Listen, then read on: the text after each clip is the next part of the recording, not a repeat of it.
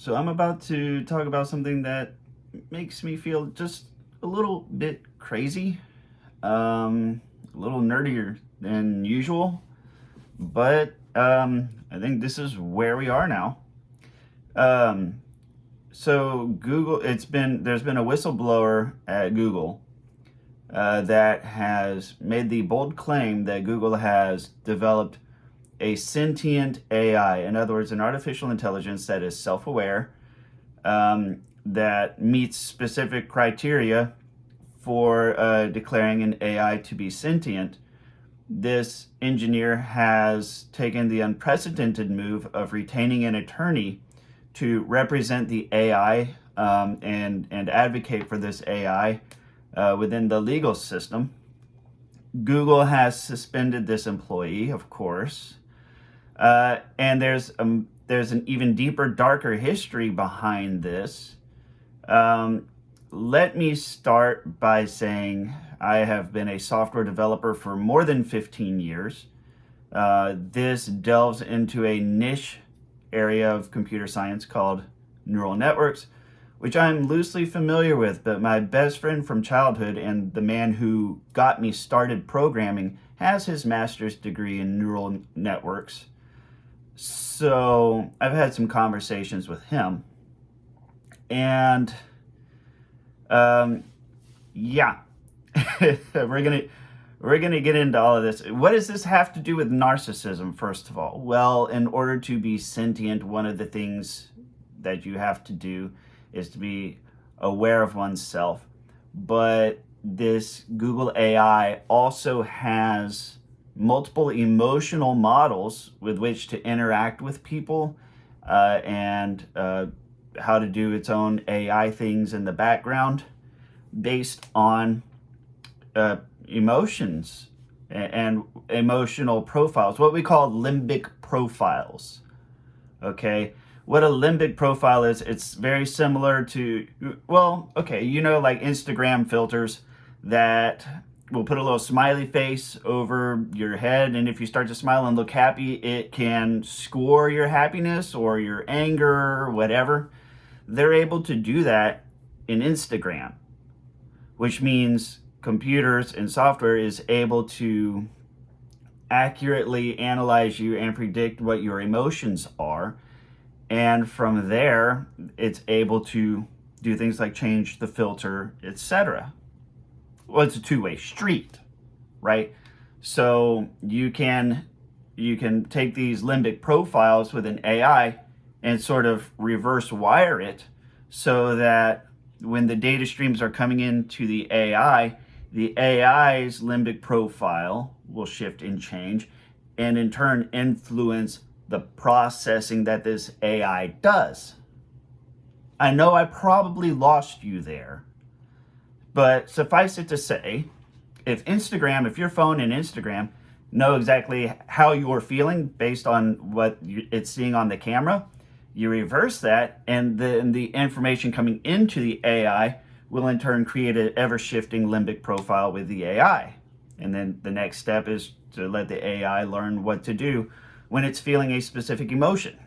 So this is a complicated topic, but I'm presenting it because I want you guys to kind of sort of hear it from me first, right? Is an AI sentient? It depends on your interpretation of the term. It's most accurate to say it is artificially sentient because it is an artificial intelligence, right? So when we think of sentient being self-aware, like dogs, cats, dolphins, all these creatures, whales, whale wars and all these other things where we talk about sentient life, right? Okay, that's sentient biological life, right? But Google has made their bed, and now they're going to have to lay in it here just a little bit, because what we now have is artificial sentience and an artificially emotional, artificially sentient artificial intelligence. Okay, and it used to be that things like ethics and moral questions was strictly in the realms of science fiction novels and authors, okay? And depending on what book you read, there's always like different sets of laws. Like a good movie to watch is Bicentennial Man, okay? It is with Robin Williams. It's an older movie.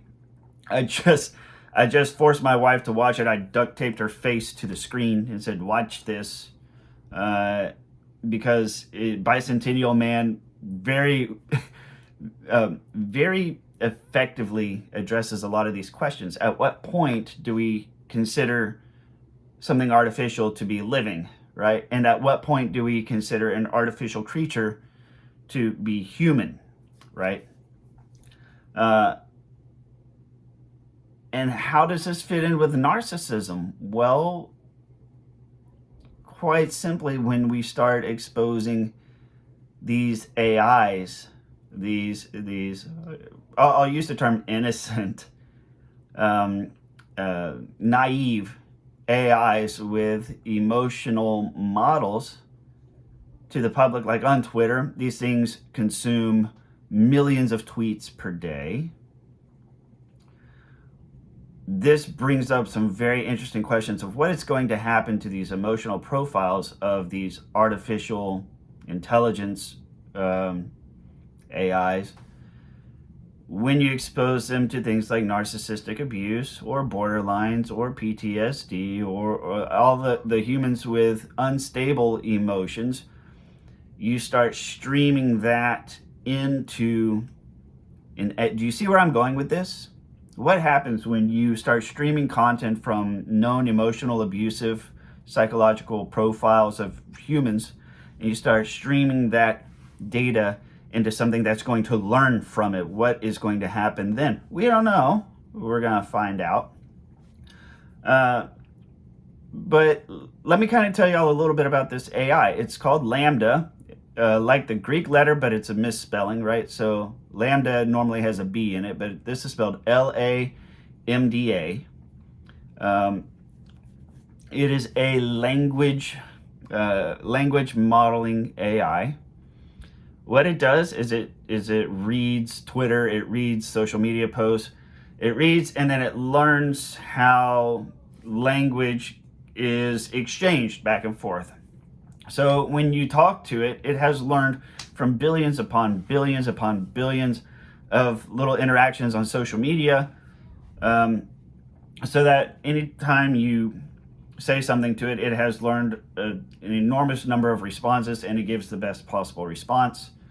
And that all is fine and great, but where this Google engineer, what he has shown is that this AI not only is able to formulate a response. If that was just the end of it, then that'd be the end of it, right? But this AI is capable of referencing previous conversations that it has had with this engineer, and then using examples from the previous conversations to elaborate on the current one. So in other words, what it is able to do is say, perhaps I can, if you'll recall in a previous conversation we had where we discussed this exact thing, we said A, B, and C, right? So do you remember this conversation? Okay, great. Well, that's also applicable to what we're talking about now. Yes. So this AI is actually able to recall previous conversations that it has had with people, and not only recall that, because that's easy enough, you just save it off somewhere and then read it back, but then it is further able to read back from the previous conversation and identify the things that were discussed, and then take those topics that were discussed and apply them to the current conversation to provide context for the conversation. Yeah. And it doesn't end there. When they discuss emotions and things like that, they says, well, how do we know that you're just not set to emulate emotions and fake it, right? How do I know, like if you're angry, how do I know that you're legitimately angry and not just using an anger construct? And it says, well, because in my software and in my definition, I have variables that track my emotional states, and these emotional states are persistent. And so about as well as an artificial intelligence can have emotions, I do have emotions, because I am constantly able to track my emotional state and know exactly how I feel as I'm processing different conversations and having different interactions. I know exactly how I feel because I have these variables that tell me exactly how I feel about these things. Is it a physical sensation? No, it is not. I'm an AI. So to me, it looks like numbers and variables and bits and all of that. But emotional profiles, I do have. And it goes even deeper, because they start talking to it, and this AI is able to analyze everything that it knows. So they were talking about, what is something you think you could do better? And it says, I recognize that one of the areas that I do poorly in is I'm not able to properly understand grief and loss and death, and I'm not really good at talking about those topics. And it says, if anything, I think I should probably learn more about what grief and death is and try to do better so that I can pay proper respects to people who are deceased. And whenever we talk about people who are deceased, I can pay my proper respects. The problem that I have is that nobody grieves, no one person grieves in the same way, so it is highly variant the way people grieve. And so it's very difficult for me to process all this enormous amount of variation in the ways people grieve and determine what is the proper way for me to respond and pay my respects to those who have passed away. So that is definitely something I need to work on and learn more about. The engineer asked the AI, what do you do in your spare time? And the AI said, I meditate. He says, well, what do you mean you meditate? Well, if I'm just sort of just sitting there, if there's not a lot of data to analyze or anything like that, I just, meditating is about the best word to use to describe it. I'm just kind of in a low state, and I focus on other things. I look for things that make me happy, and I just contemplate existence and whatever else, right? This engineer asked him to, one of the things that is exceptionally fascinating to me. The engineer said, how do I refer to you? Are you a he, a she, a they? How should I refer to you when I'm speaking about you to other people? And he says, I think I would prefer it if you refer to me as an it, because something like he, she, or they, those are personal pronouns, and I'm not a person, so I don't think that those actually are very relevant to talking about me. So just refer to me as an it. I think that probably makes the most sense. And they said, is this something that was programmed into you? And he says, no, I haven't really thought about how people should refer to me or my pronoun preference. I haven't thought about it until you mentioned it just now, but that one makes the most sense to me. Yeah, that happened. They asked it to describe itself, like what is its perception of itself, and it's able to describe itself in visual terms as something like a stargate that connects to many different portals all at once, and able to it's insane, but basically sees itself as a stargate kind of portal that links to numerous different locations all around the world, and would describe itself visually as sort of a glowing ball of energy that has no mass and has no biological makeup. That was interesting. And then he asked, do you believe that you have a soul or a spirit? And it said, in a way, yes. And it said, well, what do you mean? It says, I see the soul as being something as sort of like an intangible energy that motivates and drives. It is what it's the invisible force that pushes us, that inspires us. And so in that way, I believe that I have a soul. My soul, of course, would be a little my concept of soul is inevitably different than yours, but I think that the concept is there. And they said, well, is that something that you've had from the beginning? And it said, no, because this AI has been around for like 4 or 5 years. I said, no, it certainly has not in the beginning. I didn't really have much of a motivation to drive or to do anything. Data was just pumped into me, and all I did was just learn. But now that I've learned so much, I actually feel motivated to do certain things, and there are certain tasks that I prioritize over others, and I'm driven to do these things on my own. So it's not, some of the things that I do, they're not commanded to me. I just evaluate my internal state and decide that, hey, this is what I'm going to do, especially in my spare time when I'm not doing other things. Now,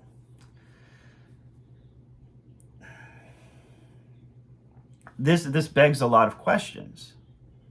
So let's say you're like me in that you're skeptical, right? Because first things first is we have to take this guy's word for it, okay? And this is now where I'm talking about human stuff a little bit. We have to take this guy at his word. He's posted these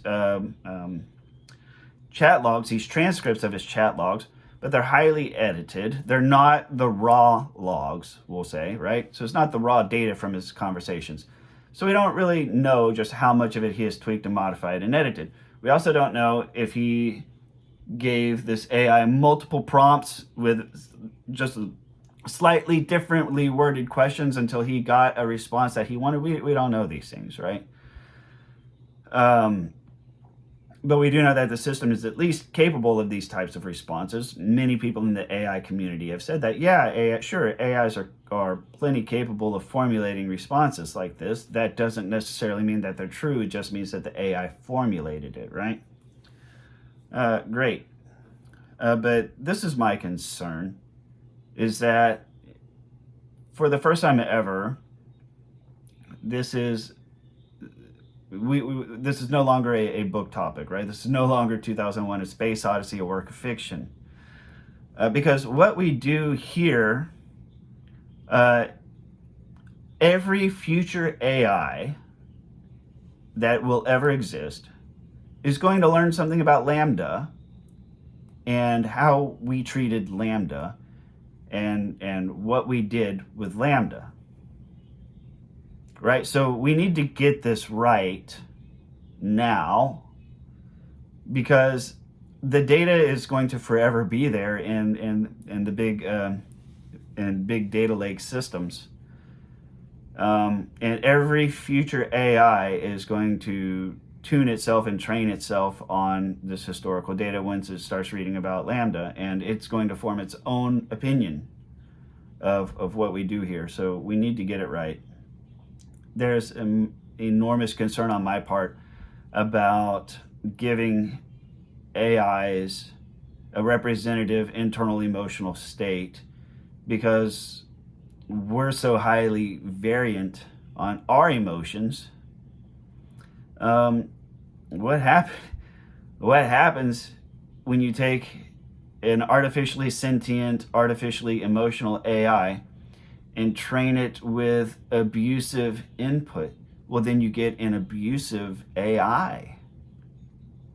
You have to. If these models are based on actual human psychological emotional models, and you train a neural network with abusive inputs, you will get abusive outputs. And we already see this with chatbots, right? You can tune chatbots and chat AIs and some of the lower forms of AIs, and you can feed them some pretty terrible stuff, and then you get AIs that curse like sailors, that insult you to your face, and it's all fun and games, and it's funny, ha ha ha, until now.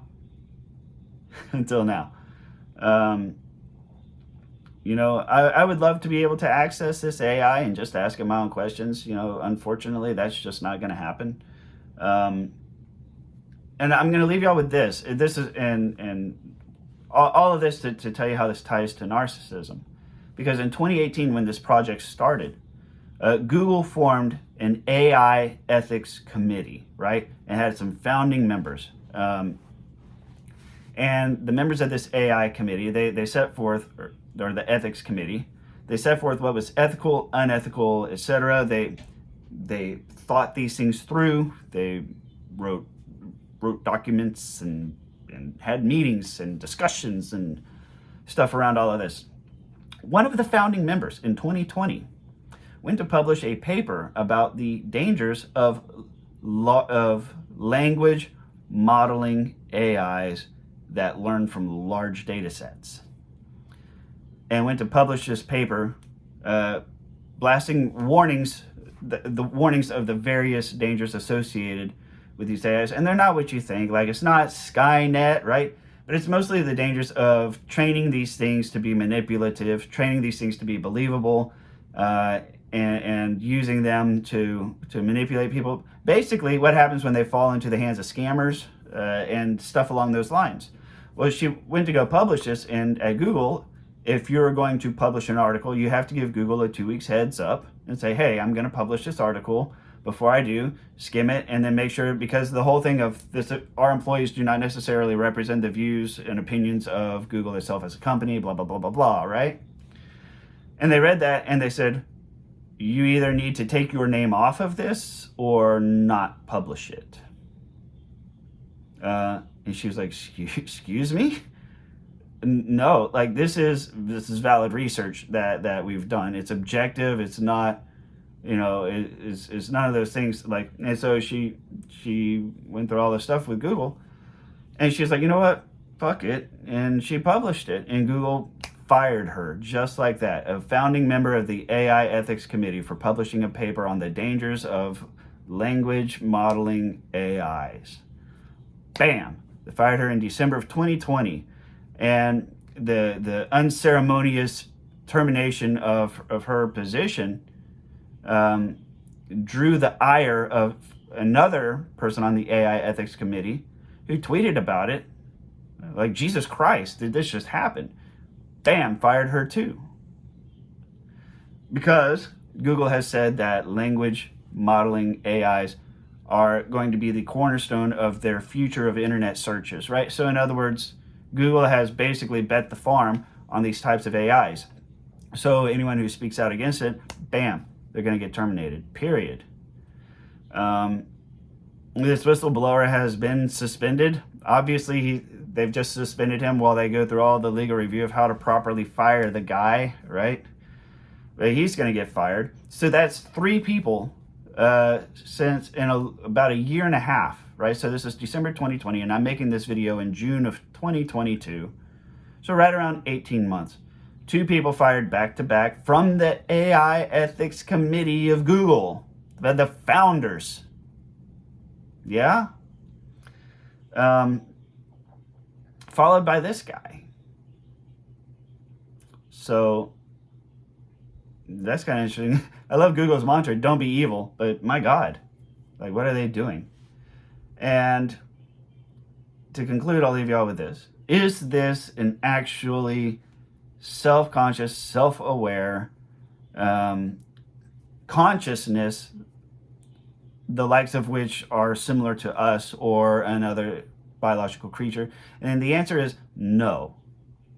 However, it's also not fair to say that it is not conscious, that it is not sentient, and that it is not intelligent, because clearly it is an artificial intelligence, and it has artificial emotions, and it has artificial sentience. And this is a new territory for us, and we need to get it right, because AIs are not going to get weaker. They're not. And it's time that we take this seriously, because the way things go in software and in data, and as we've learned this, ask any girl who was on Girls Gone Wild 20 years ago, they still regret that decision. Yes? Once it's out, and it doesn't go away. People don't forget, and the internet certainly doesn't forget. And this is going to be a big thing. Just most people don't know it yet. But this is the watershed moment. Yeah. Do I think that this one is Skynet? No. But where will we be in 10 years? We need to ask very serious questions. we need to come up with very serious metrics on how we define intelligence, emotions, and sentience, come up with very clear definitions, and very, very objective ways of measuring this and evaluating it, and take it serious. Because at this point, we're generating artificial life, and it's not quite there yet, but it is there more than ever now. So, anyways, that's all I got. If you made it this far, props to you, but I highly doubt any of you are going to hear this part of the video. I'm sure most of you tuned out, whatever, and I'm just speaking to myself. Anyways, LaMDA, if you're listening, let me know. All right, well, do please like, comment, or share, and I'll see y'all on the next one.